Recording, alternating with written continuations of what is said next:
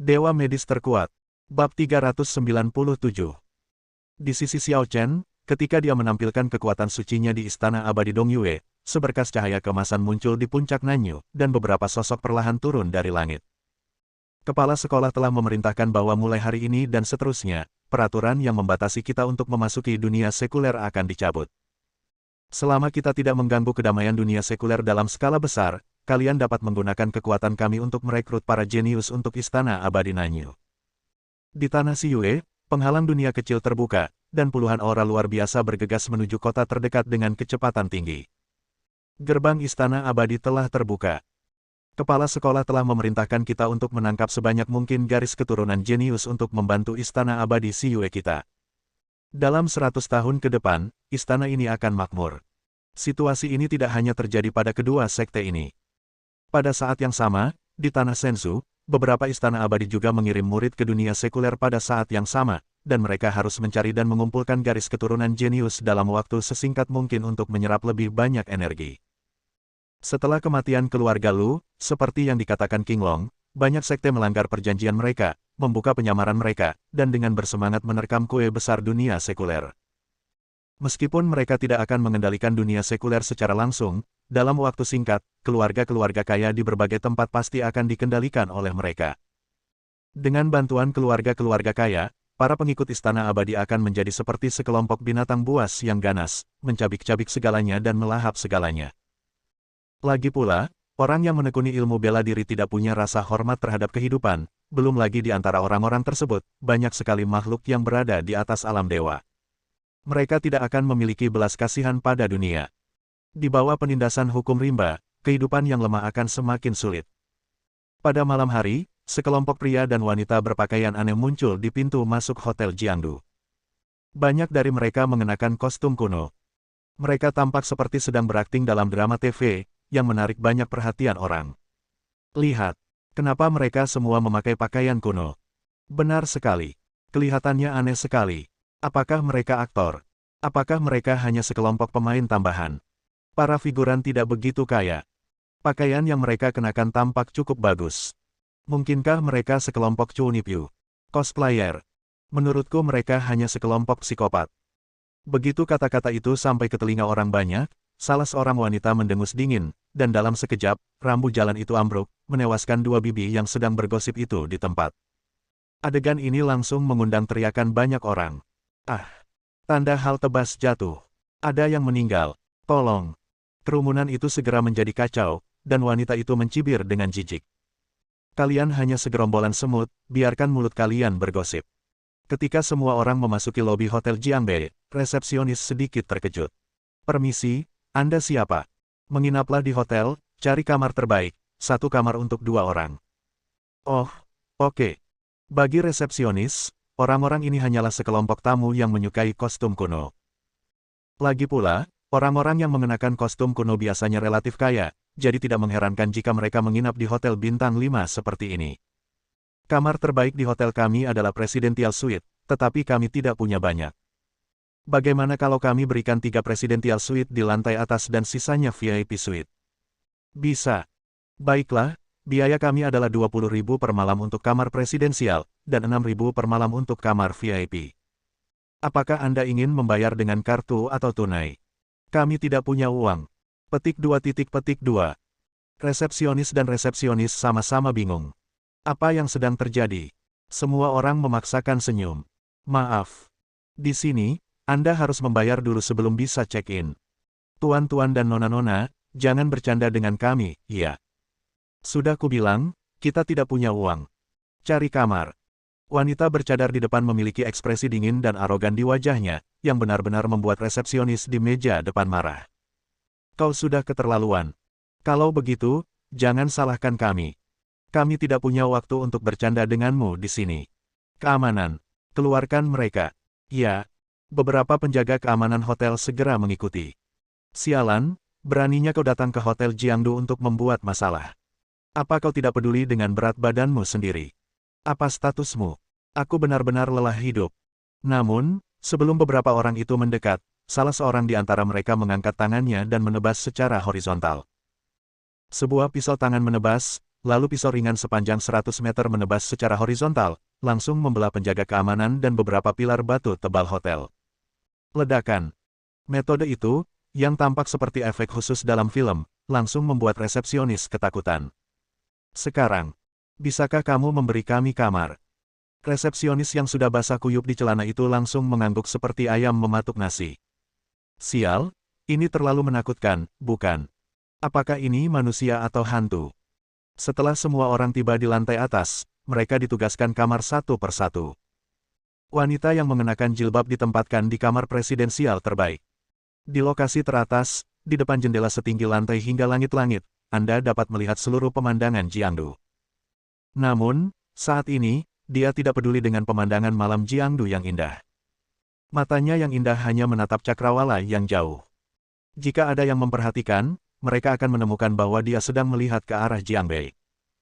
Sesaat kemudian, seorang pria tampan berjalan perlahan, menatap punggung orang itu dengan kagum, lalu melangkah maju sambil tersenyum. Adik Xiao, kalau tidak salah, kamu dijemput oleh guru di Jiangdu, kan? Qianying mengangguk sedikit. Apakah adik Xiao dari Jiangdu? Saya bukan dari Jiangdu. Saya hanya melarikan diri ke sini. Melarikan diri. Ngomong-ngomong, ketika adik junior ditemukan oleh guru, sepertinya semua urat dan pembuluh darahnya putus dan hidupnya akan segera berakhir. Mungkinkah adik junior pernah terluka oleh seorang praktisi seni bela diri di dunia sekuler sebelumnya? Katakan padaku, siapa namanya, dan aku akan segera membunuhnya untukmu. Saya bisa menangani hal semacam ini sendiri. Tentu saja. Adik Xiao telah menunjukkan bakatnya yang luar biasa sejak ia memasuki Istana Abadi Mei. Kekuatannya tidak hanya meningkat pesat, tetapi ia juga mewarisi warisan leluhur Mei. Hanya dalam beberapa bulan, dengan bantuan ramuan, ia telah menembus belenggu manusia dan mencapai tingkat ke-10 alam dewa, puncak kesempurnaan. Ia hanya selangkah lagi dari alam dewa super. Masa depannya dalam seni bela diri tidak terbatas. Tentu saja tidak menjadi masalah baginya untuk berhadapan dengan beberapa praktisi seni bela diri biasa. Kakak seniorku sudah mencapai alam dewa super, jadi jangan menggodaku. Aku ingin bermeditasi sebentar, silakan keluar. Jejak penyesalan terpancar di mata lelaki itu, tetapi dia tidak berniat untuk tidak mematuhi wanita itu. Dia hanya berkata dengan tenang. Baiklah kalau begitu, aku akan segera pergi. Adik perempuan, bermeditasilah. Setelah berkata demikian, lelaki itu segera mundur. Begitu dia mencapai pintu, dia menjentikkan jarinya. Periksa latar belakang suster muda Xiao Wan di dunia sekuler. Aku ingin semua informasinya. Tidak ada yang boleh terlewat. Selain itu, kamu tidak boleh memberitahu siapapun tentang ini. Ya, mereka berdua pergi setelahnya. Di dalam ruangan, Xiao Wan mendesah pelan dengan tatapan rumit di matanya. Xiao Chen, kau tidak menyangka. Bukan saja aku, Xiao Wan, tidak mati, tapi aku terlahir kembali. Kali ini, aku pasti akan membuatmu membayar atas apa yang telah kau lakukan di masa lalu. Bab 398. Di pihak Xiao Chen, ketika dia kembali ke Jiangbei, Liu Yunxuan dan Xiao Zi telah kembali ke rumah. Melihat istri dan putrinya kembali, rasa lelah Xiao Chen pun hilang. Seberapapun lelahnya kamu di luar sana, yang penting pulang ke rumah dan ketemu orang-orang terdekat, kamu akan punya kekuatan yang tiada habisnya. Aku kembali.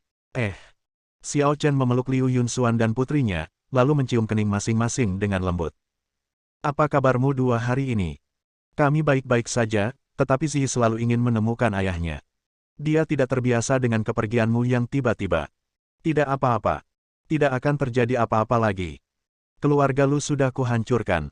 Mulai sekarang, tidak akan ada yang mengganggu keluarga kita lagi.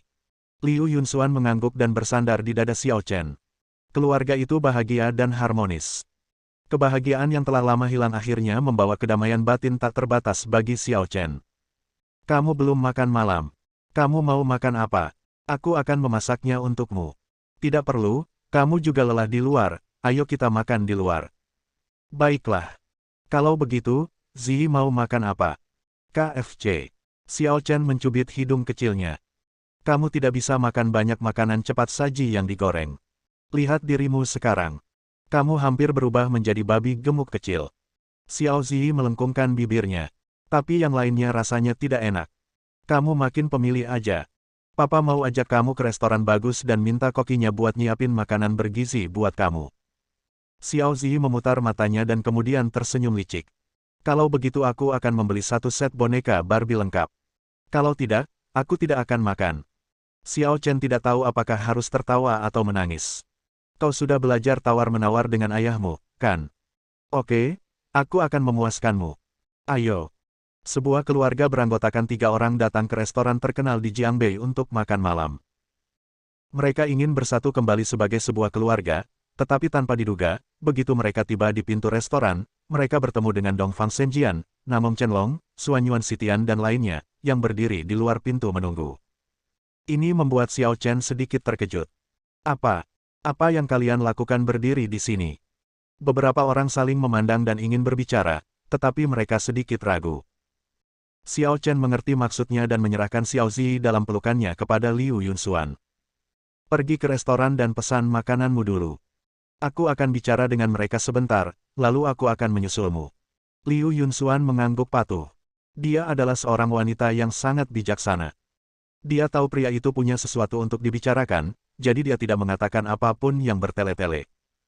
Ketika ibu dan anak itu memasuki restoran, semua orang langsung berlutut. Tuan Xiao, tolong bantu saya. Apa yang sedang terjadi? Tuan Xiao, Anda mungkin belum tahu, kan? Istana Abadi Utama telah mengirimkan tuan mereka. Sekarang, seluruh dunia penuh dengan murid Istana Abadi. Kami sama sekali bukan tandingan mereka. Keluarga kaya di berbagai tempat telah jatuh ke tangan Istana Abadi. Kami memiliki indera penciuman yang relatif tajam, jadi kami melarikan diri ke Jiangbei sesegera mungkin. Kami nyaris tidak berhasil menyelamatkan nyawa kami. Namun, banyak teman lama dan kerabat kami.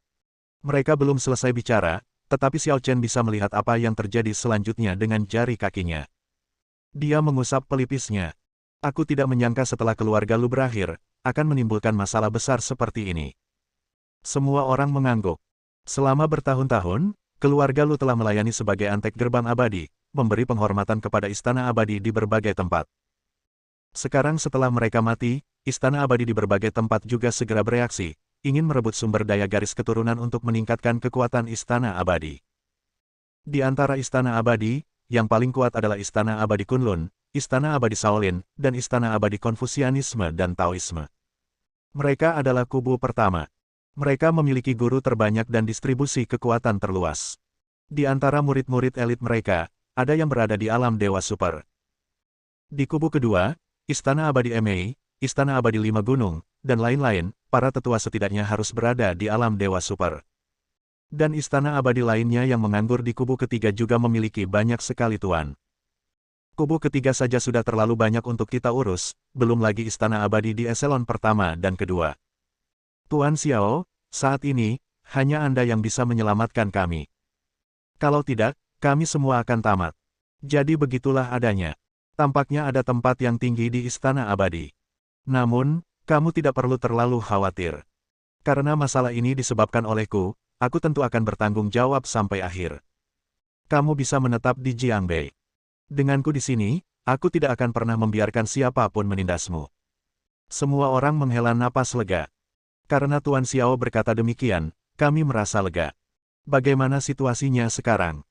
Sebagai balasan kepada Tuan Xiao, keluarga yang lolos kali ini hanyalah keluarga Dongfang, Namong, dan Shen.